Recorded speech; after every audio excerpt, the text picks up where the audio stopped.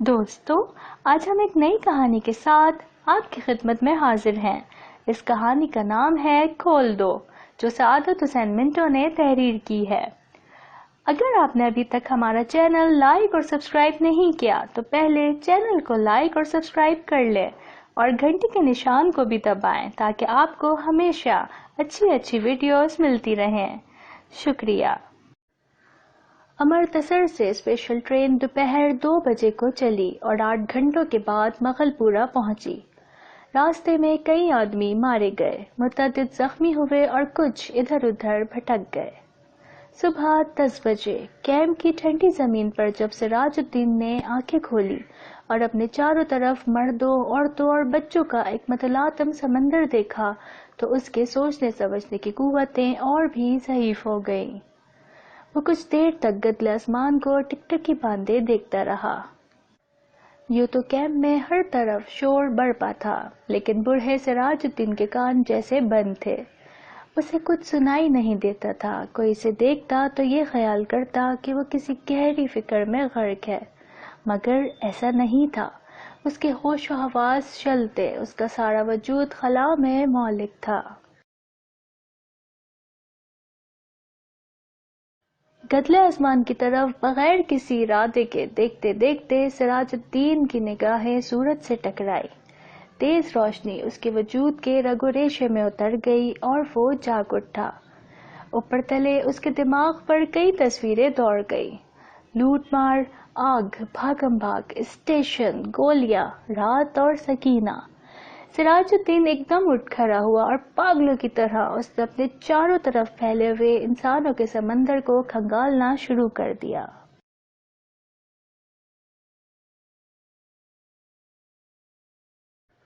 پورے 3 گھنٹے وہ سکینہ سکینہ پکارتا کیمپ میں خاک چھانتا رہا، مگر اسے اپنی جوان بیٹی کا کچھ پتہ نہ چلا۔ چاروں طرف ایک دھاندلی سی مچی تھی، کوئی اپنا بچہ ڈھونڈ رہا تھا، کوئی اپنی ماں، کوئی بیوی تو کوئی بیٹی۔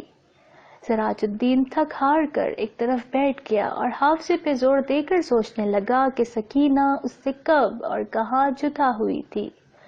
لیکن سوچتے سوچتے اس کا دماغ سکینہ کی ماں کی لاش پر جم گیا، جس کی ساری اندریاں باہر نکلی ہوئی تھی۔ اس سے آگے وہ کچھ نہ سوچ سکا۔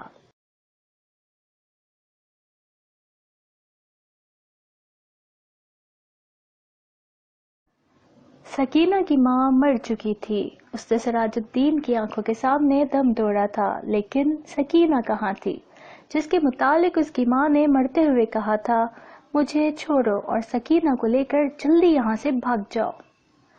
سکینہ اس کے ساتھ ہی تھی۔ دونوں ننگے پاؤں بھاگ رہے تھے کہ سکینہ کا دوپٹہ گر پڑا تھا۔ اسے اٹھانے کے لیے اس نے رکنا چاہا، مگر سکینہ نے چلا کر کہا، ابا جی چھوڑیے، لیکن اس نے دوپٹہ اٹھا لیا تھا۔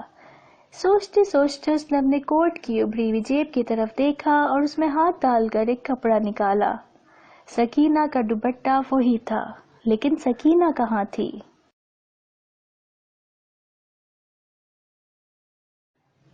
آٹھوں نوجوانوں نے کوشش کی۔ جان ہتھیلی پہ رکھ کر وہ امرتسر گئے۔ کئی عورتوں، کئی مردوں اور کئی بچوں کو نکال نکال کر انہوں نے محفوظ مقاموں پر پہنچایا، مگر سکینہ انہیں کہیں نہ ملی۔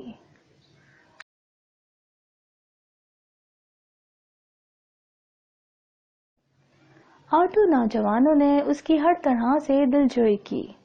اسے کھانا کھلایا، دودھ پلایا اور لاڑی میں بٹھا دیا۔ ایک نے اپنا کوٹ اتار کر اس کو دے دیا، کیونکہ دوپٹہ نہ ہونے کے بعد سکینہ بہت الجھن محسوس کر رہی تھی۔ کئی دن گزر گئے، سراج الدین کو سکینہ کی کوئی خبر نہ ملی۔ وہ دن بھر مختلف کیمپوں اور دفتروں کے چکر کاٹتا رہا، لیکن کہیں سے بھی اس کی بیٹی کا پتہ نہ چلا۔ رات کو وہ بہت دیر تک ان رضاکار نوجوانوں کی کامیابی کے لیے دعائیں مانگتا رہتا، جنہوں نے اس کو یقین دلایا تھا کہ اگر سکینہ زندہ ہوئی تو چند ہی دنوں میں اس کو ڈھونڈ نکالیں گے۔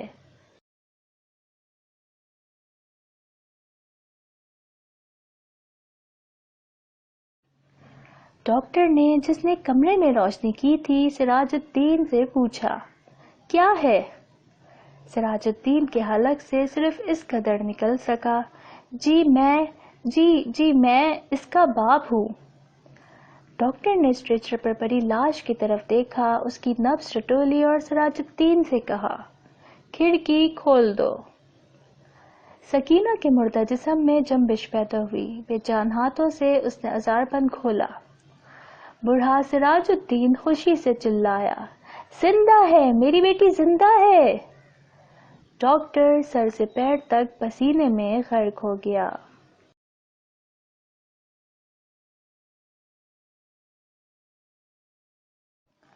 سراج الدین نے اپنے تھکے ہوئے دماغ پر بہت زور دیا، مگر وہ کسی نتیجے پر نہ پہنچ سکا۔ کیا وہ سکینہ کو اپنے ساتھ اسٹیشن لے آیا تھا؟ کیا وہ اس کے ساتھ ہی گاڑی میں سوار تھی؟ راستے میں جب گاڑی روکی گئی تھی اور بلوائی اندر آئے تھے تو کیا وہ بے ہوش ہو گیا تھا جو سکینہ کو وہ اٹھا کر لے گئے؟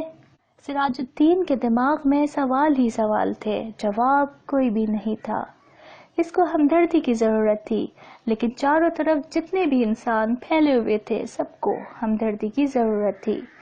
سراج الدین نے رونا چاہا مگر آنکھوں نے اس کی مدد نہ کی، نہ جانے آنسو کہاں غائب ہو گئے تھے۔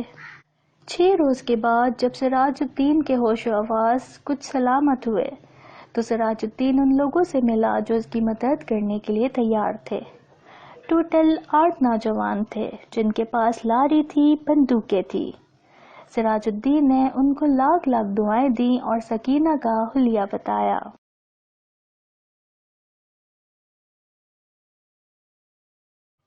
گورا رنگ ہے اور بہت ہی خوبصورت ہے، مجھ پر نہیں اپنی ماں پر تھی۔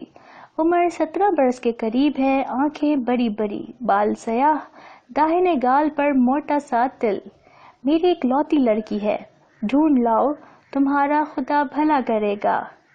رضاکار نوجوانوں نے بڑے جذبے کے ساتھ بوڑھے سراج الدین کو یقین دلایا کہ اگر اس کی بیٹی زندہ ہوئی تو چند ہی دنوں میں اس کے پاس ہوگی۔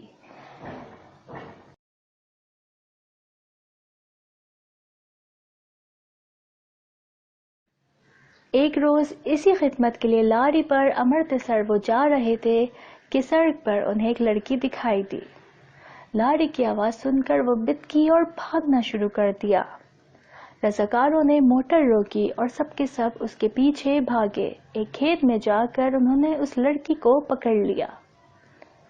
دیکھا تو وہ بے حد خوبصورت تھی، داہنے گال پر موٹا سا تل تھا۔ ایک لڑکے نے اس سے کہا، گھبراؤ نہیں، کیا تمہارا نام سکینہ ہے؟ لڑکی کا رنگ اور بھی زرد ہو گیا، اس نے کوئی جواب نہ دیا۔ لیکن جب تمام لڑکوں نے اسے دلاسا دیا تو اس کی وحشت دور ہوئی اور اس نے مان لیا کہ وہی سکینہ ہے اور سراج الدین کی بیٹی ہے۔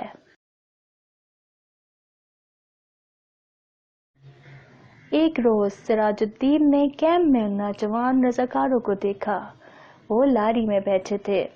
سراج الدین بھاگا بھاگا ان کے پاس گیا، لاری چلنے ہی والی تھی کہ اس نے سب سے پوچھا، کچھ پتہ چلا میری سکینہ کا؟ سب نے ایک زباں ہو کر کہا، چل جائے گا پتہ، چل جائے گا، اور لاری چل پڑی۔ سراج الدین ایک بار پھر ان نوجوانوں کی کامیابی کے لیے دعائیں مانگنے لگا اور اس کا جی کسی قدر ہلکا بھی ہوا۔ شام کے وقت کیمپ میں جہاں سراج الدین بیٹھا تھا اس کے پاس ہی کچھ گڑبڑ سی محسوس ہوئی۔ 4 آدمی کچھ اٹھا کر لا رہے تھے۔ اس نے دریافت کیا تو معلوم ہوا کہ ایک لڑکی ریلوے لائن کے پاس بے ہوش پڑی تھی، لوگ اس کو اٹھا کر لا رہے تھے۔ سراج الدین ان کے پیچھے پیچھے ہو لیا۔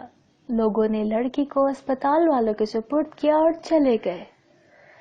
کچھ دیر وہ ایسے ہی اسپتال کے باہر لکڑی کے کھمبے کے ساتھ لگ کر کھڑا رہا، پھر آہستہ آہستہ اندر چلا گیا۔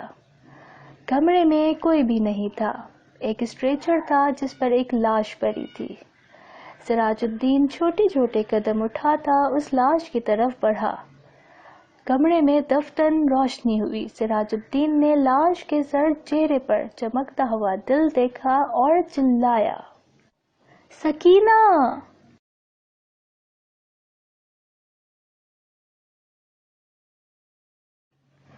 ڈاکٹر نے جس نے کمرے میں روشنی کی تھی سراج الدین سے پوچھا، کیا ہے؟ سراج الدین کے حلق سے صرف اس قدر نکل سکا، جی میں اس کا باپ ہوں۔ ڈاکٹر نے اسٹریچر پر پڑی لاش کی طرف دیکھا، اس کی نبض ٹٹولی اور سراج الدین سے کہا، کھڑکی کھول دو۔ سکینہ کے مردہ جسم میں جنبش پیدا ہوئی، بے جان ہاتھوں سے اس نے ازار بند کھولا۔ بوڑھا سراج الدین خوشی سے چلایا، زندہ ہے، میری بیٹی زندہ ہے۔